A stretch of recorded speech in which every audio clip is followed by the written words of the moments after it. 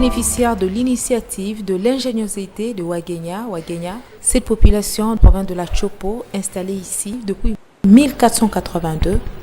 Sur ces sites emblématiques chargés de souvenirs, nous allons parler de la mise en place du Conseil consultatif provincial de forêt dans la Chopo. Pour en parler, nous recevons Jean-Marie Bolika.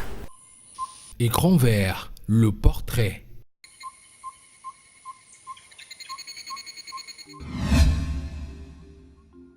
Il est d'une renommée internationale.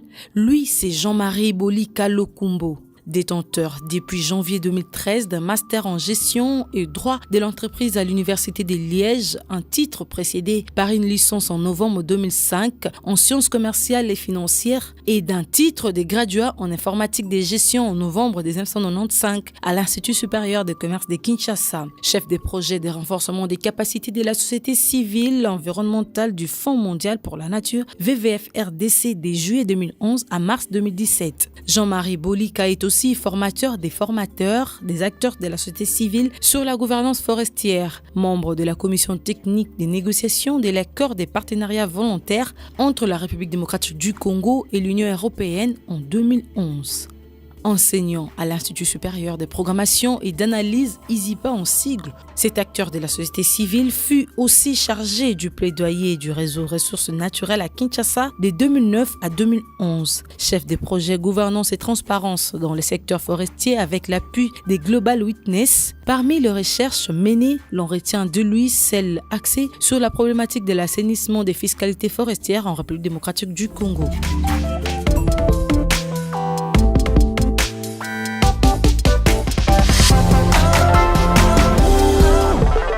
C'est vrai qu'aujourd'hui, nous vous exposons au soleil des plombs pour parler de la mise en place du Conseil consultatif provincial des forêts dans ces provinces de la Chopo. Bon, je suis habitué, je suis un habitué du soleil, je suis équatorien, donc ça ne me dit rien. Vous êtes un équatorien habitué au soleil. Nous parlons de la mise en place du Conseil consultatif provincial des forêts. Et cette province, c'est la 4e province qui vient de bénéficier de cette initiative. La mise en place du Conseil consultatif provincial des forêts de la Chopo répond aux exigences de la législation en vigueur du secteur forêt, notamment le Code forestier, dans ses articles 29 et 30 qui prévoient la mise en place du Conseil consultatif national et le Conseil consultatif provincial des forêts. Et donc, nous accompagnons le gouvernement congolais dans la promotion de la gouvernance forestière. Donc, ça ne peut pas être pour nous quelque chose qui nous concerne. C'est plutôt le gouvernement congolais qui doit se féliciter par rapport à notre partenariat. Donc, si aujourd'hui le Conseil consultatif provincial de forêt est fonctionnel et que les avis qu'il donne vont contribuer dans l'amélioration de la gouvernance forestière, c'est l'État congolais qui gagne parce que les forêts congolaises seront gérées durablement. Pourquoi n'avoir pas parlé de la restructuration du Conseil consultatif provincial dans la Chopo? Vous avez bien voulu parler de la mise en place de ces conseils, car cette province, dans son ancienne configuration, a eu à bénéficier de deux mises en place du Conseil consultatif provincial. Oui, vous parlez de l'ancienne province. L'ancienne province ne s'appelait pas Chopo, l'ancienne province c'était la province orientale. Et donc, la province orientale avait bénéficié d'un conseil consultatif provincial de forêt qui avait bénéficié aussi de l'appui de la Banque mondiale via le projet Forêt et conservation de la nature. Après le démembrement de la province en plusieurs provinces, donc il n'existait pas un conseil consultatif provincial de la forêt dans la Chopo. Et nous connaissons bien les potentialités de cette province en termes de ressources forestières. Et dans le cadre du programme de gouvernance forestière, en collaboration avec les autorités provinciales, nous nous sommes convenus pour que nous puissions appuyer l'installation du conseil consultatif de cette province. D'ailleurs, ce n'est pas la première fois parce que l'année passée, au mois de mai, nous avons déjà tenu une pré-réunion de mise en place du conseil où toutes les parties prenantes y avaient pris part. Et à l'issue de cette réunion qui s'est tenue dans l'enceinte de la Convention provinciale de l'environnement de la Chopo, nous nous sommes mis d'accord et toutes les parties avaient souhaité qu'il y ait un appui pour la mise en place de ces conseils. Et nous avons profité de cette demande-là pour que nous puissions aider à ce que le conseil consultatif de cette province soit installé. Nous ne pouvons pas aller très loin sans toutefois remercier les autorités provinciales parce que son Excellence, Monsieur le gouverneur de la province de la Chopo, Constant Lomata Congoli, et son adjoint, son Excellence Gaspard Bosengue, ont travaillé de concert pour que l'un puisse signer l'arrêté créant le conseil consultatif et l'autre a facilité la mise en place hier de ce conseil après 4 jours de formation et de partage d'expérience dans la mise en place de ce conseil. S'il faut parler du fonctionnement, comment ça va fonctionner au niveau provincial et au niveau national? Bon, je ne parle pas du conseil consultatif national, je parle du conseil consultatif provincial. Je pense que mon collègue Botamba, avec le secrétaire général de l'environnement, M. Benjamin Toirambe, et son équipe, ont déjà travaillé dans ce sens et qui sont déjà dans la voie d'installation, si je ne m'abuse pas, du conseil consultatif national. Mais pour moi, le projet que je conduis a facilité aujourd'hui l'installation de 4 conseils consultatifs provinciaux de forêt. Le premier, on a commencé dans la province de Maindombe à Inongo. Et les suivants, c'était dans la province de l'Équateur, en Bandaka. Et le troisième, c'est dans la province de la Chuapa, à Bwende, toujours dans le mois de mars. Et puis le quatrième, c'est dans la province de la Chopo, à Kisangani. Est-ce que la décentralisation a servi à quelque chose dans la mise en place de ces conseils consultatifs provinciaux des forêts? Bien sûr, bien sûr, bien sûr. Le code lui-même, le code forestier lui-même parle de la décentralisation par le fait que déjà, les autorités provinciales ont un pouvoir sur le classement et le déclassement des forêts. Donc c'est déjà une décentralisation en marche. Aujourd'hui, nous parlons de la mise en place du Conseil consultatif provincial des forêts. Avec quelle politique nationale? Il n'y a pas une politique nationale de forêt. La politique n'existe pas, mais je crois que le vœu de toutes les parties prenantes, y compris le ministère de l'Environnement au niveau central, est que la politique forestière soit rédigée. Je pense que ce sont des préoccupations aujourd'hui qui sont sur la table des autorités. Parce que nous, en tant que partenaires du gouvernement et les autres parties prenantes, ont souhaité que même la révision du code forestier, la révision soit précédée par la rédaction ou l'élaboration de la politique nationale, de la politique forestière. Et je pense que le vœu de la société civile congolaise est que la politique forestière soit élaborée, adoptée et validée par toutes les parties prenantes, parce que c'est la politique qui donne les grandes orientations du secteur forêt. Et que le code forestier, une fois révisé, doit refléter l'esprit de la politique forestière. Nous allons prendre l'éco-découverte qui n'est plus à démontrer. Il s'agit bien entendu de la découverte des chutes de Ouagenia dans cette province de la Chopo. Éco-découverte. Vous voyez les îlots qui sont derrière moi là-bas, ça c'est notre premier village à l'époque coloniale. Nous les Ouagenians, nous sommes les Vénats, nous sommes venus en amont du fleuve à côté de Nyangwe. C'était l'année 1482 que nous sommes venus ici et nous avons trouvé des tribus ici, c'était les Wakumu et Wambole. Maintenant nous quand nous sommes venus, nous sommes limités au milieu de ces îlots qui sont derrière moi. Et à 1883, l'explorateur Arimosson Staller, il est arrivé ici avec son petit bateau vers 18h. Il a remarqué beaucoup de fumée dans les brousses, tellement il était curieux pour aller voir ce qui se passe à l'intérieur. Il demanda à nos vieux papas, ils ont parti là-bas avec M. Staller et il a passé aussi des nuits. Avant de quitter, il demanda à nos vieux papas, ici vous êtes à quel endroit? Nos vieux papas répondaient à langue swahili, tout comme Kisanga. Kisanga c'est île. Maintenant, c'est ce temps-là qui a augmenté ni à la fin de Kisanga, ça devient Kisangani à partir de ces îlots qui sont derrière moi. Et ici, nous sommes devant la petite pêcherie parce que nous en avons des pêcheries. Ça, c'est la petite et là-bas au milieu, c'est la grande pêcherie. Pendant la saison sèche, nous travaillons là-bas au milieu. Comme il y a beaucoup d'eau, nous travaillons ici à la petite pêcherie. Et les installations que vous voyez dans l'eau là-bas, ce n'est pas au hasard, mais sont réparties par famille. Dans le sens que l'intervalle d'un poteau à l'autre, ça représente une famille.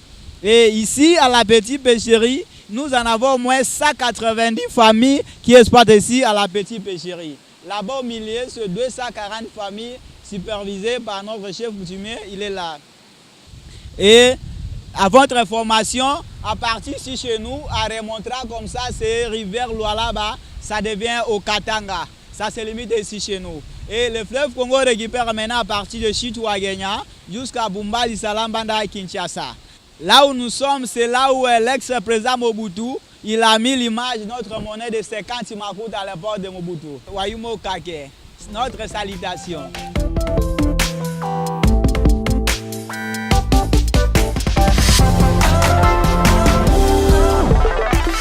Alors, je reviens sur le fonctionnement du CCPF et aussi sur la qualité des animateurs, comment ça va se passer? Le CCP, le Conseil consultatif provincial de forêt, c'est une structure technique qui est sous l'autorité du gouverneur de province. Et il est présidé par le secrétaire exécutif provincial, en fait, qui fait office aujourd'hui du directeur de province.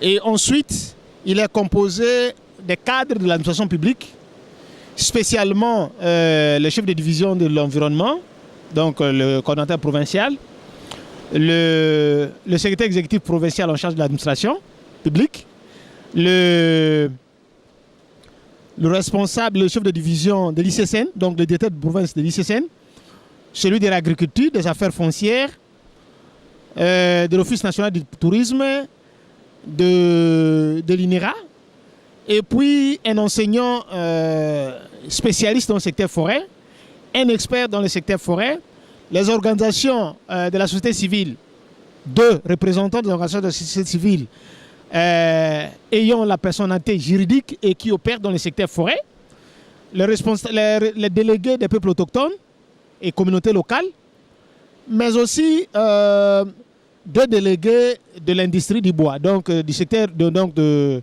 l'industrie du bois. Donc voilà en gros les membres du Conseil consultatif provincial. C'est pour cette raison qu'on parle d'une structure multi-acteurs qui prend le secteur, la société civile, le secteur privé et l'administration. Donc cette structure-là a pour mission de donner des avis sur toutes les demandes qui seront exprimées dans le secteur forêt par rapport au classement et au déclassement des forêts. Il y a quand même des craintes, il y a quand même des inquiétudes. On sait que lorsqu'on se réfère au fonctionnement de 2 conseils consultatifs provinciaux des forêts précédents, il y a eu pas mal de problèmes. Le budget émerge du gouvernement provincial et au niveau provincial, il y a pas mal d'urgences et ça avait handicapé le fonctionnement. Est-ce qu'il y a des dispositions qui sont prises pour que ce conseil puisse démarrer comme il se doit? Bon, effectivement, le fonctionnement du conseil doit émerger dans le budget provincial. Et nous, en tant que partenaires, nous appuyons le gouvernement. Donc nous, on ne peut pas se substituer au gouvernement congolais. Mais nous avons la mission d'appuyer le gouvernement.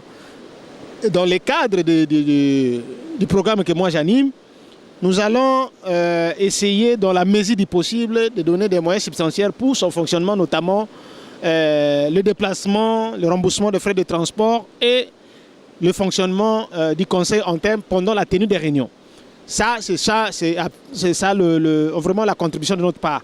Mais je crois que vous avez suivi hier les déclarations du gouverneur de province intérimaire, M.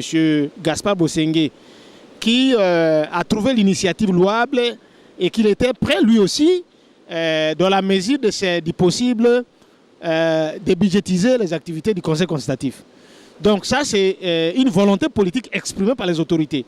Et quand on est dans une province et que vous voyez que les autorités expriment le vœu que des structures comme ça puissent fonctionner, nous, en tant que partenaires, nous allons seulement emboîter les pas à l'autorité provinciale. Quand est-ce qu'on pourra s'attendre aux premières retombées de ce conseil? Bon, en fait, sur le plan réglementaire, le conseil doit tenir une réunion, une session au mois de mai. Et nous travaillons avec l'équipe mise en place depuis hier pour que nous puissions appuyer la tenue de la session du mois de mai. On va prendre l'éco-créativité. Nous vous avions dit que nous sommes chez les Wagenya. Ils nous ont témoigné de leur générosité que nous allons partager avec vous. Éco-créativité. Nous en avons au moins 5 sortes de pêches. La première pêche, c'est l'échafaudage que vous voyez derrière moi. Et deuxième pêche, c'est filet en épervier. Troisième pêche, c'est filet dormant, on fait piège sous l'eau. Quatrième, à la ligne. Et cinquième pêche là réservée pour notre chef coutumier avec sa famille. Et ils ne travaillent pas comme nous, ils ont les plongeurs. Ils travaillent pendant la nuit vers 0h, 1h, 2h. Avec un petit filet comme ça de 70 cm. À dialecte, on appelle ça catilo. Il plonge sous l'eau pendant la nuit, il fait 10 à 15 minutes sous l'eau, ça apparaît. Et cette pêche-là est réservée pour notre chef coutumier avec sa famille. Et comme vous voyez, les poteaux là sont fixés dans les trous qui sont naturels. Et nous remplaçons les poteaux là après une année, naissent après 3 mois. Et nous en avons 3 sortes de poteaux que nous fixons ça ici. Il y a Itola c'est comme une pylône. Et l'autre là c'est Tchessio. Et les traverses là c'est Motumbe. Et ce sont les 3 types de poteaux que nous utilisons ça ici.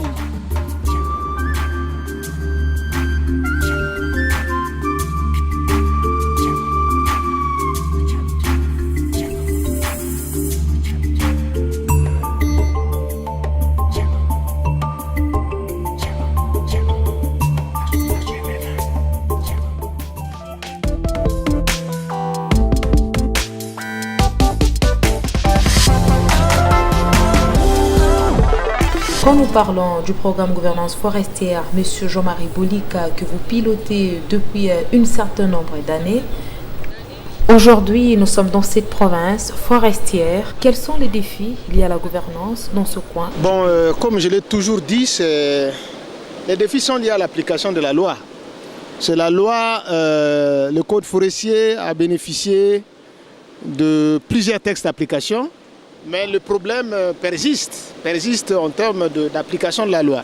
Si vous prenez l'exemple, les cas de cette province, nous prenons les cas de la province de la Chopo où il y a des aires protégées. Il y a au moins 14 concessions forestières. Il y a de l'exploitation forestière artisanale et industrielle. Mais c'est aussi une zone qui est une province qui est en proie à l'exploitation forestière illégale. Parce que le gros du bois qui est produit ici est exporté vers les provinces limitrophes et à l'extérieur du pays. Mais les opérateurs ne respectent pas la loi.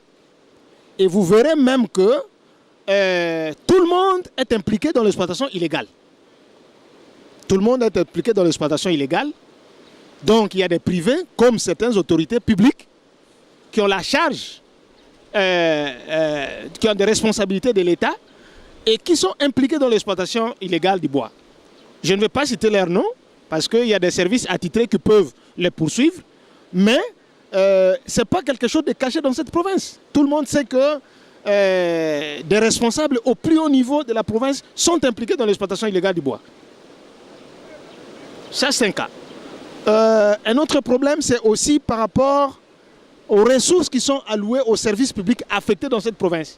La province est vaste et il se pose un problème de mobilité par rapport aux inspecteurs forestiers qui sont chargés de repérer les infractions et de référer auprès de l'officier du ministère public.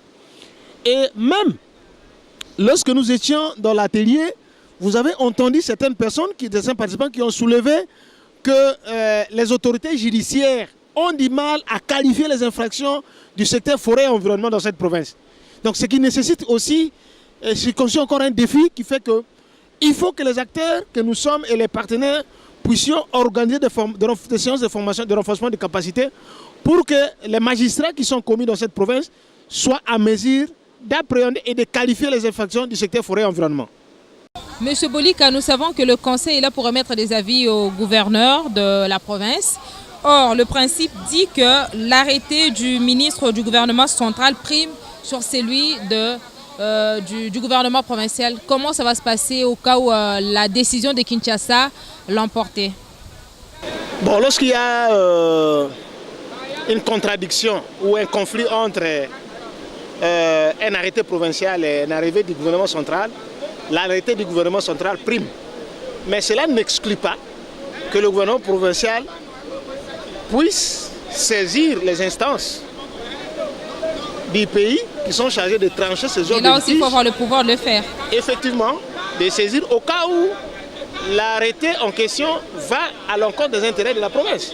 Ça, c'est tout à fait normal. Nous avons des cours, des instances judiciaires attitrées pour régler ce genre de conflit. Ça n'a jamais été le cas ici chez nous.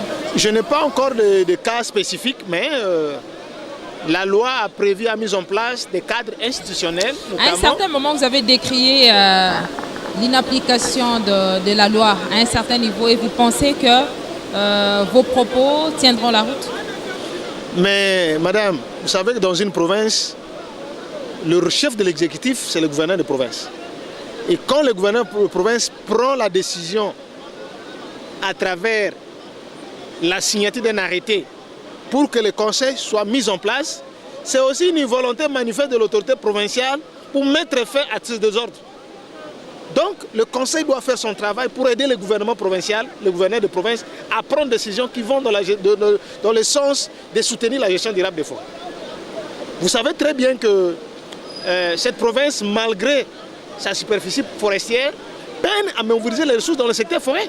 Si les autorités provinciales travaillent main dans la main et qu'ils mettent du sérieux, le secteur forêt va générer beaucoup de ressources, beaucoup de recettes dans le secteur forêt et l'État aura des moyens pour faire face à ses besoins de développement. Et je reviens sur la composition du conseil. Est-ce que le nombre n'est pas pléthorique? Non, le nombre n'est pas pléthorique parce qu'on a repris les membres qui sont prévus dans l'arrêté du ministre en charge des forêts au niveau de l'environnement, donc au niveau central. Donc voilà. 4 mises en place, comment vous voyez l'avenir de nos forêts? En tout cas, moi je dirais que c'est un avenir, je suis optimiste. Je suis optimiste par le fait que si je prends seulement les deux conseils qu'on a appuyés, celui de Maïndombe et celui de l'Équateur, pas plus tard qu'au 17 au 14 mars, le conseil consultatif de l'Équateur s'est réuni en Bandaka. Ils ont pris des mesures par rapport aux demandes, aux dossiers de demande des forêts des communautés locales. Et il y a eu des décisions positives, des avis positifs qui ont été pris à ce niveau-là. Donc, la même chose aussi dans Inongo. Donc, les réunions se sont passées presque au même moment. Et je vous dirai prochainement, je crois que je n'ai pas encore,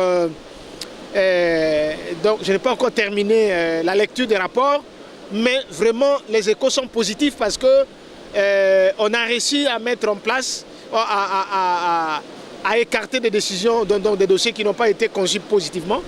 Et que je pense que dans l'avenir, beaucoup de conflits qui sont liés par rapport aux demandes des réserves communautaires, des aires protégées, je crois que nous aurons des réponses positives. Et nous pensons que ça sera pareil aussi pour Kisangani, qui n'a pas droit, pour la Chopo d'ailleurs, qui n'a pas droit à l'heure. Bien sûr, vous voyez que dans la Chopo, et principalement, je vais prendre le cas des territoires de Bafouassende où il y a 4 demandes de forêt de communautés locales et je pense qui n'ont pas été attribuées de façon correcte, légale et qu'aujourd'hui les autorités ont été saisies de ce dossier-là et que le conseil sera saisi encore pour examiner et donner des avis au gouverneur et le gouverneur prendra des décisions qui sont dans le sens de l'esprit de la loi et des textes réglementaires. Alors nous sommes dans l'environnement et nous apprenons tout le jour. Aujourd'hui, nous parlons de la mise en place du Conseil consultatif provincial des forêts dans la province de la Chopo, concept vert. Concept vert.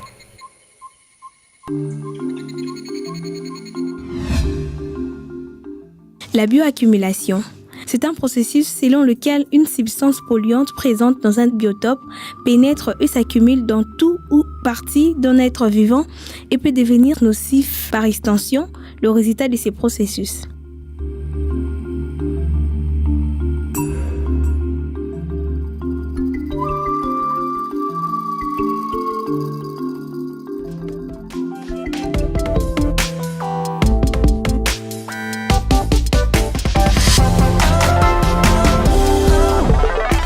le 4e conseil qui vient d'être mis en place. Nous savons qu'au total, il en faudra 5.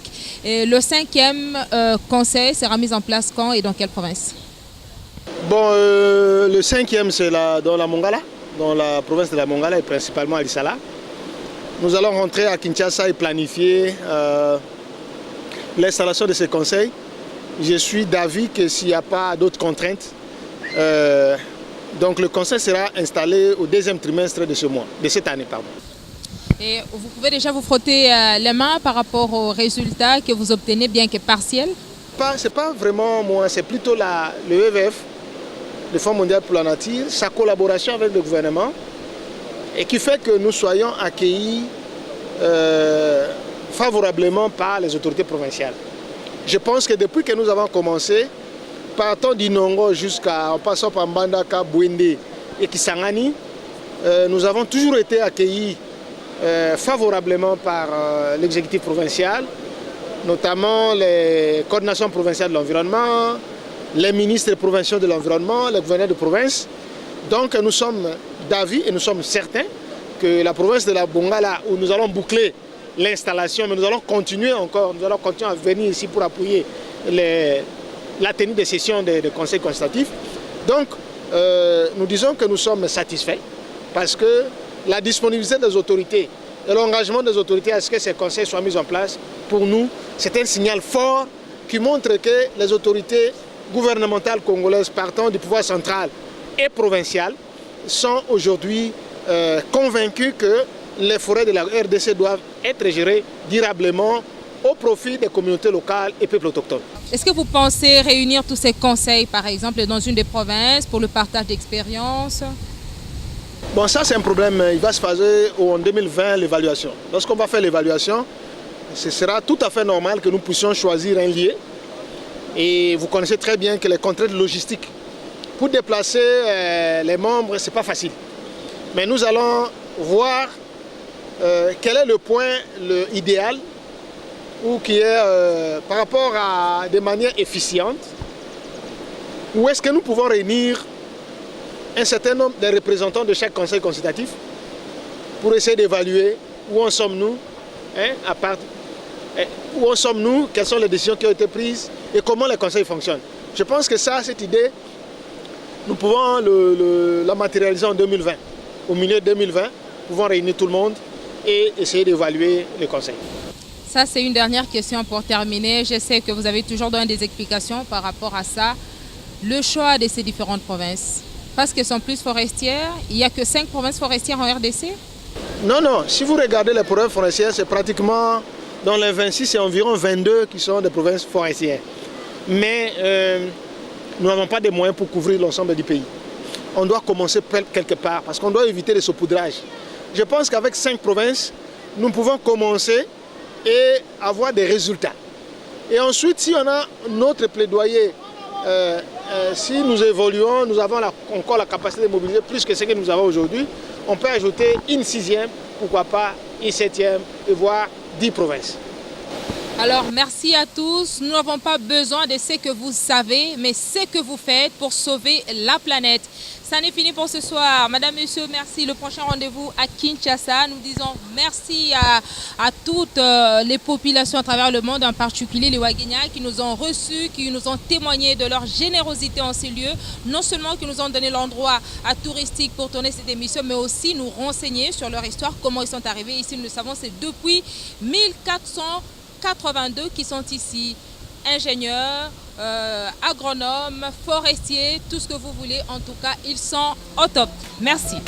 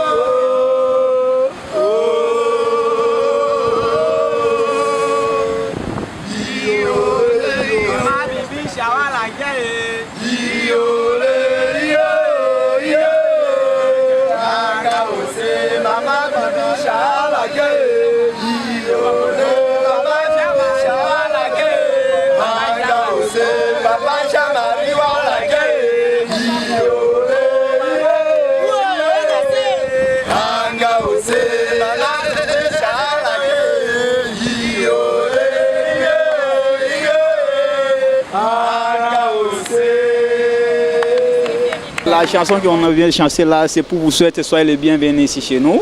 Et votre retour, que Dieu vous bénisse avec votre travail. Et les chefs coutumiers le connaissent déjà que vous êtes là aussi, toi gagnant, avec votre délégation.